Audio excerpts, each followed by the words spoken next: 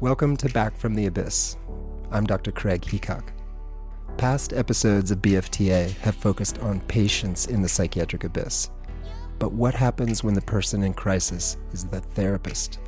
This is the first of a series of explorations of therapists in crisis and how they moved forward and found strength, wisdom, and meaning.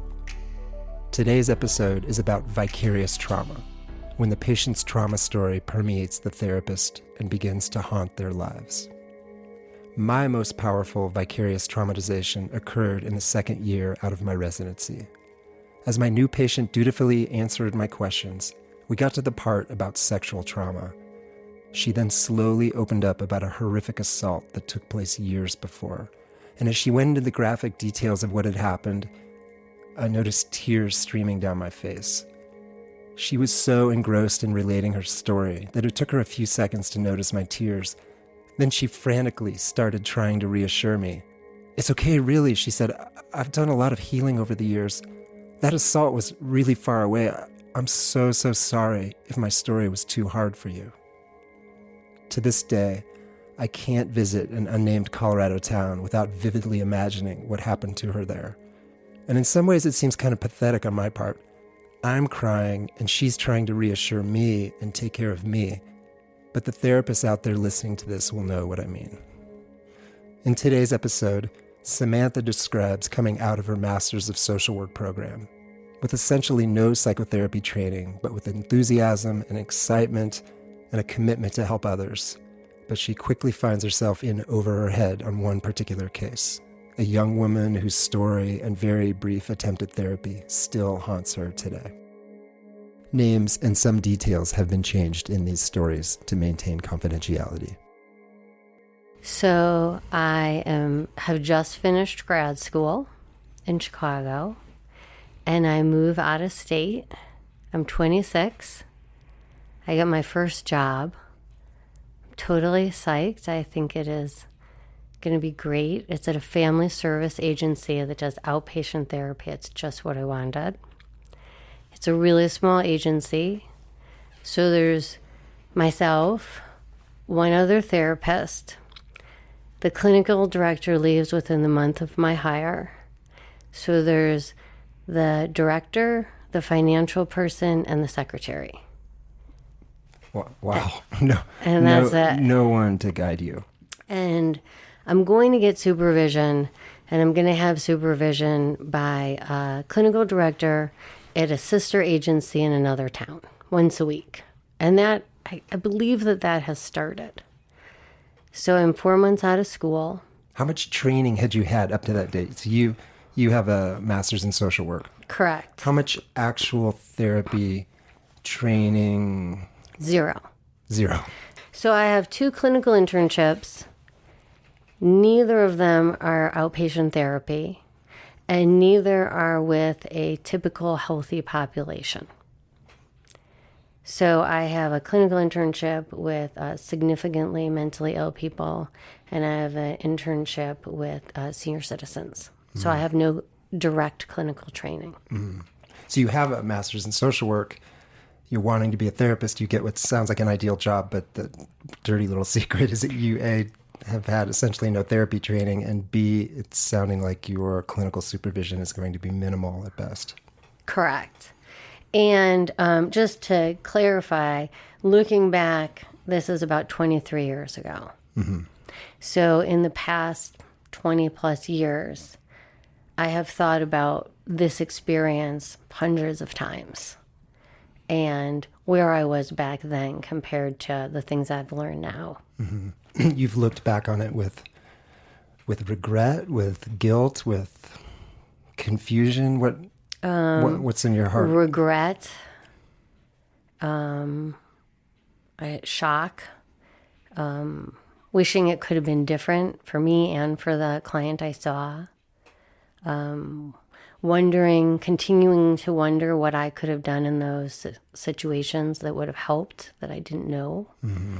And even if as my training has gotten better and better and better, and I know so much more, to think if I was new in the field or knew somebody new in the field, what could they have done that would have really made an impact? Mm-hmm.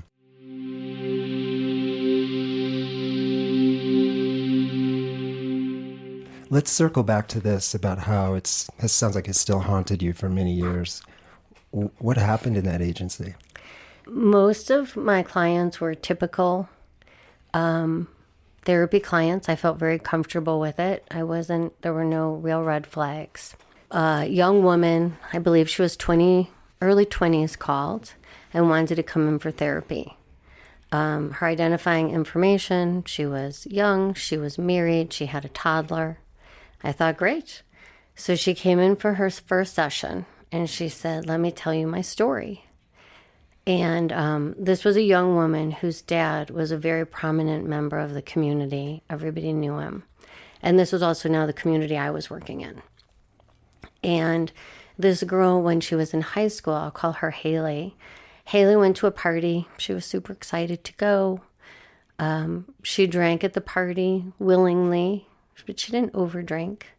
And a boy she had been having a crush on asked her if she wanted to go upstairs with him. And she willingly went, and she was really excited to go. She told me how she was so excited they had asked her. And she went upstairs, and she says the next thing she remembers is hands coming out of the bed. And this boy brought her into a bedroom where there were other boys, and they held her down. And as she described it, there was a line of boys out the door that all took their turn raping her. And when it finally ended, she was alone in the bedroom, and she was gagging, not from the alcohol, but from the shock and the panic of what had just happened. And her clothes were gone, her shoes were gone. She was trying to figure out what to do next. And they must have been in the bedroom of who's the boy's house's little sister. And she found a very small pair of shorts and a t-shirt that barely covered her. And she put those on and left the house, walked down the stairs and exited the house, where her clothes were hanging from the tree on the front lawn. And she didn't know what to do. And at that point, she saw two boys she knew from religious school. So these were boys she had seen 2 or 3 days a week for years. And they offered to drive her home. And she thought, okay, that's what I'm going to do.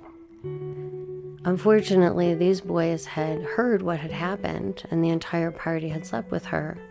And so they thought they should have their chance too. And so then on the car ride home, they raped her in the backseat. That's awful. It was horrendous. And as you tell this story, Samantha, I'm imagining the horror of this poor young woman, and I'm also imagining the horror of you, of the vicarious trauma that here you are, a brand new therapist, brand new job, excited and on your own, and she unleashes this on you. I didn't even know what to do. And so I believe that we wrapped up the first session with her ending the story. Now, as she told it to me, what I very clearly remember is there was no emotion. It was very matter of fact. It was a very retelling of the story. And I had asked her, how are you living with this? What have you done? And she had gotten very globally involved. She did marches for sexual assault, victims advocacy, but she hadn't dealt with it personally at all. Mm-hmm. And how are you? Again, I'm trying to imagine you, early career therapist, and getting this bomb dropped on you of this trauma. I'm a complete wreck. I'm not sleeping. I'm thinking about it at 2 a.m. I don't know who I should ask for help because the supervisor I see once a week in another town. I believe I told the other therapist at my agency, and she was in awe with me, but she didn't have any insight about what to do. And so I just did not have the tools for how to process it for myself, let alone how to help my client figure out what to do.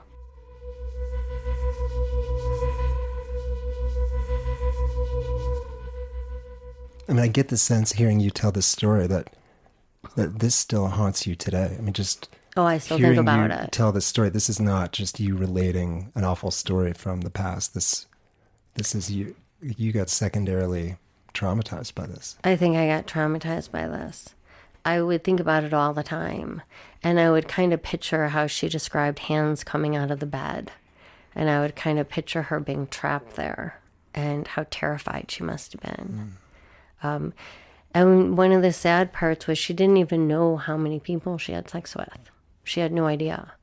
And so she remembers the night, but there's also big pieces that are confusing and missing. And Do you think that, looking back, I know that was a long time ago, did that send you, as a new therapist, did that send you into shutdown, or did that send you into anger or sadness or sort of fight, flight, flee? I mean, that... I think it made me angry, but it made me terribly sad. And when I would think about it in the middle of the night, when I couldn't sleep, I would think more like, what do I do? How do I help? How do I help her? And I really didn't know. And the supervisor I did wind up speaking to, she just kind of let me continue to retell the story. But I don't know if I got the tools for what to do to help this person. Maybe your supervisor didn't know what to do or say either. I don't know. I mean, at the time, I was so young and so new. I thought she was a good clinician. Looking back, I don't know if she had the tools. Mm-hmm. And then my client had done a bunch of avoidant, I don't know what I would say, avoidant behaviors. Like after this incident, her parents didn't believe her. She called her friend the next morning, and her friend said, yeah, the rumor is you had sex with the whole party. And then she went to school on Monday. And so she really just pushed through it. When I had met her, she had been working in a topless bar, and she would laugh about it, like as if I've turned the tables, and yet she was in so much pain. How long did you see her for? Not very long. I probably saw her a couple of months, and then she never came back.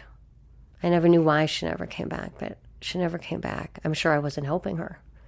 Well, it's interesting you say you're sure you weren't helping her. I mean, that's one Maybe. possibility. It sounds like she was in a lot of chaos. She liked telling the story. And so she liked repeating the events of the story. I wonder if it was helpful for her to tell her story to you. Maybe. I mean, I think she saw me as a peer. We were very close in age. We were from a similar community. I understood the framework of her community really well. And so I think I was an ally to her. Yeah. It's almost like I'm just imagining you like a brand new surgeon, and someone is wheeled into the room, is bleeding out, and you don't have the right tools. You don't have the right sutures. You're just not prepared at all. Yeah, that's how it felt. I felt not prepared at all. Yeah. And yet I did want to see her. Like I would look forward to her coming because I felt this intense, like, I've got to do something. I've got to do something.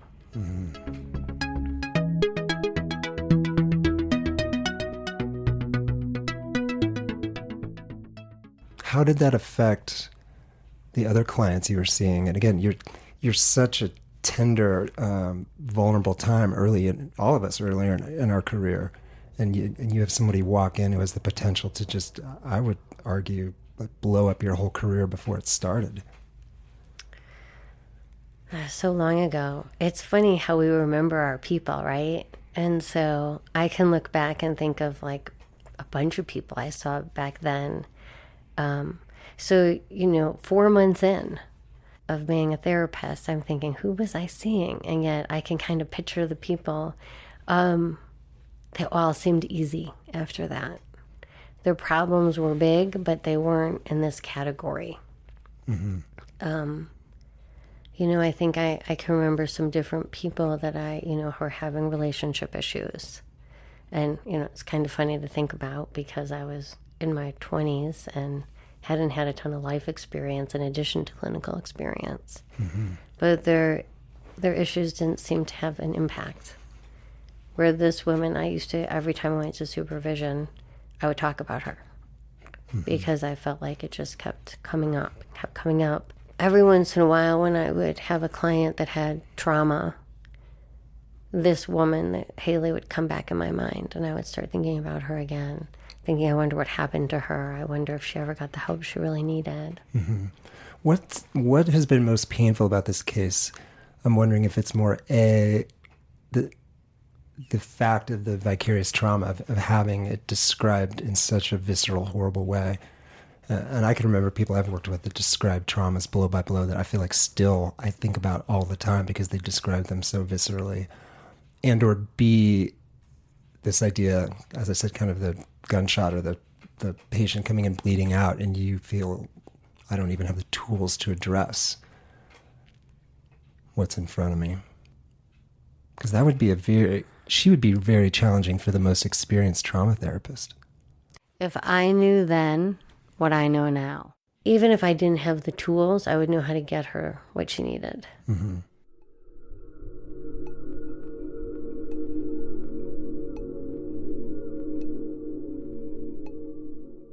One of the things I didn't mention is she had body dysmorphic disorder, which of course I had no idea what it was. I mean, I think I heard of it in grad school maybe, but I was unprepared for that too.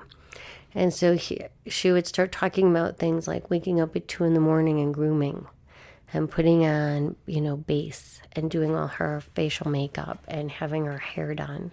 And she would often come in, she was a really attractive woman. She would come in with different haircuts all the time. And she was always doing it herself. And so I didn't realize at the time that, this excessive need to groom and feeling judged by her appearance and, that there was a more clinical base to it.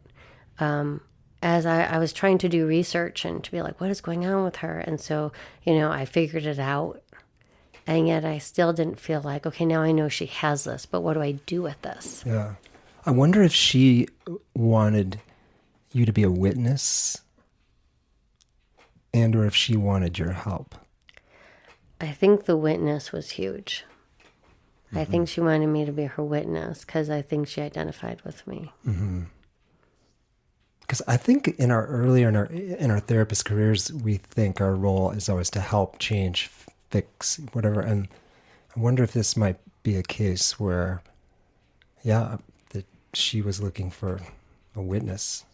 Maybe. And maybe that you gave her that, but at a significant cost to you. Maybe. I mean, maybe when she stopped coming, I was trying to move her from just retelling of her story to kind of get into some of the pieces of what does that feel like today? And like I said, she was doing so many things globally, but not personally. Mm-hmm.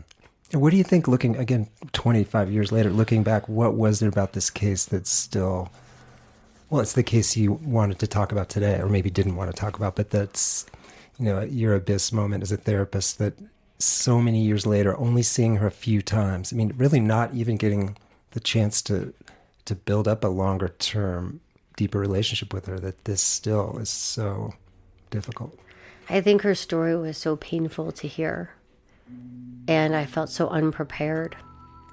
And I felt like somebody's coming to me for help. I'm the therapist. I should know. Mm-hmm. And I felt completely lost on what to do with this information. And then I knew it wasn't typical that I should be lying awake thinking about her story, visually picturing her story, picturing her walking out of the house and seeing her clothes and her shoes on the tree. Mm-hmm. I knew that this was way beyond the scope of me. Mm-hmm. And then, but she was my client, and so now what? Yeah. How do you think this case has affected your work, your practice as a therapist, who you work with, how you work?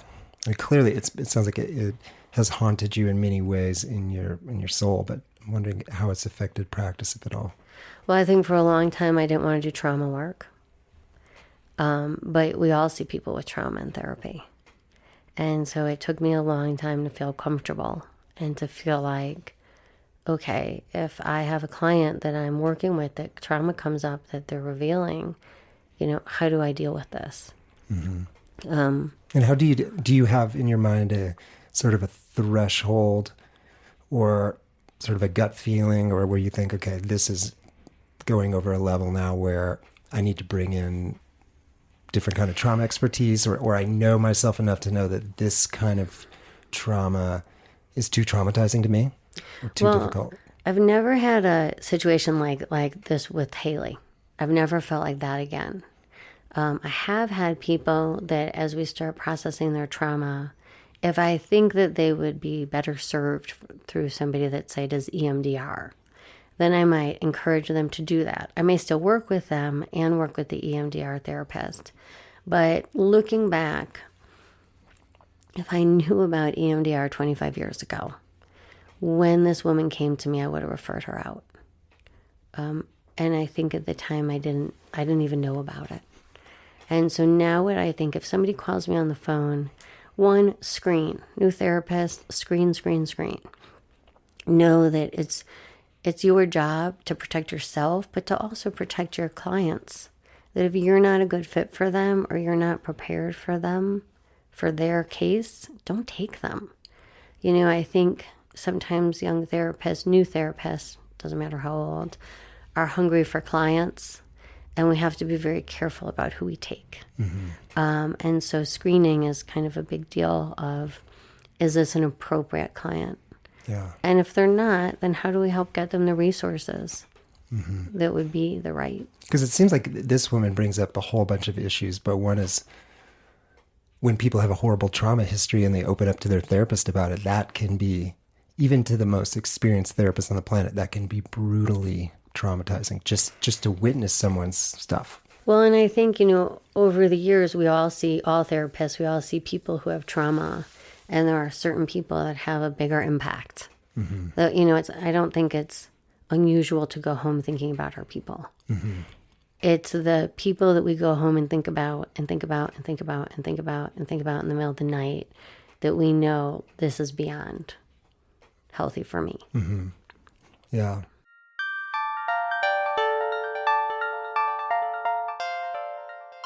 What would you have told yourself if you could go back and supervise 26-year-old Samantha and knowing what you know now and having the younger you come and relate this horrific story? And what would you have said? That's a great question. I think I would have said, you're okay. You don't have to take it on. You can support, encourage, listen, but also refer out to somebody that specializes in trauma. Yeah. And I wonder too, as you said a few minutes ago, sometimes you don't have to fix anything. Yeah. Sometimes it's enough just to bear witness. Yeah. Do you think you've been able to mostly let this go 25 years later? I think I've let it go. It surprises me when it comes up. Like, I don't expect it, and I don't know why it comes up when it comes up, but I will say I have thought about this woman multiple times a year, every year. I've thought, is she okay? Did she ever do the work? Not in the, did she ever do the work as far as, is she okay in her life today? Nobody should have ever gone through what she went through.